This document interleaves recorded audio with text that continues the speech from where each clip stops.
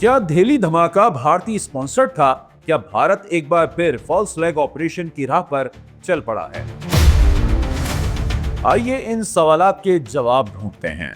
لال قلعے کے قریب پیش آنے والے دھماکے نے نہ صرف دہلی بلکہ پورے خطے میں سوالات کی ایک نئی لہر دوڑا دی ہے۔ دھماکے کے فوراً بعد بھارتی میڈیا اور بی جے پی سوشل میڈیا اکاؤنٹس نے جس تیزی کے ساتھ الزام پاکستان پر عائد کیا، وہ کسی تحقیقات کا نتیجہ نہیں بلکہ پہلے سے تیار شدہ بیانیے کا ہی تسلسل ہے۔ دلچسپ بات یہ بھی ہے کہ اسی دھماکے سے چند دن قبل بھارتی اے ٹی ایس اور پولیس نے مختلف ریاستوں سے آر ڈی ایکس اور دیگر دھماکہ خیز مواد کی برآمدگی کی خبریں جاری کی تھیں۔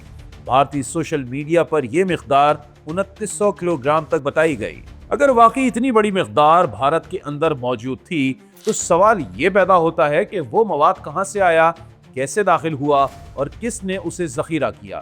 یہ سب سوالات ابھی تک جواب کے منتظر ہیں۔ پھر اچانک 10 نومبر کی شام دہلی کے قلب میں ایک گاڑی میں دھماکہ ہوتا ہے۔ ابتدائی طور پر بتایا جاتا ہے کہ یہ سی این جی یا گیس سلنڈر پھٹنے کا واقعہ تھا، مگر حیرت انگیز طور پر صرف 20 منٹ کے اندر بھارتی میڈیا نے پاکستان کو مورد الزام ٹھہرانا شروع کر دیا۔ اس سے پہلے کہ فورنزک ٹیم جائے وقوع پر پہنچتی، ملک بھر میں بیرونی ہاتھ کے نعرے گونجنے لگے۔ اب یہی وہ مقام ہے جہاں کچھ سوالات پیدا ہوتے ہیں۔ پہلا، کیا کسی بھی ملک میں تحقیقات اتنی تیزی کے ساتھ مکمل ہو سکتی ہیں؟ اور نمبر 2، کیا کسی سائنسی ثبوت کے بغیر محض سیاسی مفاد کے لیے الزامات عائد کیے جا سکتے ہیں؟ اور اگر ہاں تو اس کا مقصد کیا ہے؟ بہار انتخابات کے دوسرے مرحلے سے چند دن قبل ایسے واقعے کا پیش آنا اور فوراً مودی اور گودی میڈیا کا پاکستان مخالف بیانیہ بنانا، کیا یہ محض اتفاق ہے یا ایک سوچی سمجھی سیاسی حکمت عملی ہے جس سے ووٹرز کے جذبات کو متاثر کیا جا سکے؟ دلچسپ پہلو تو یہ بھی ہے کہ اس بیانیے کو افغان اور آئی ای اے سے منسلک سوشل چینلز نے بھی بڑھا چڑھا کر پھیلایا۔ جعلی پوسٹرز، فرضی دعوے اور یکساں ہیش ٹیگز، یہ سب اس بات کی نشاندہی کرتے ہیں کہ یہ ایک حادثہ نہیں بلکہ منظم ڈیجیٹل آپریشن بھی تھا۔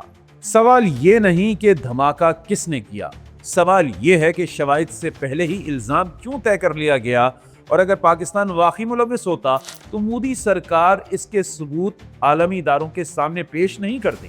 پھر دہلی میں اس روز غیر معمولی سیکیورٹی کیوں تھی؟ اگر خطرہ پہلے سے معلوم تھا تو دھماکہ کیسے ہو گیا؟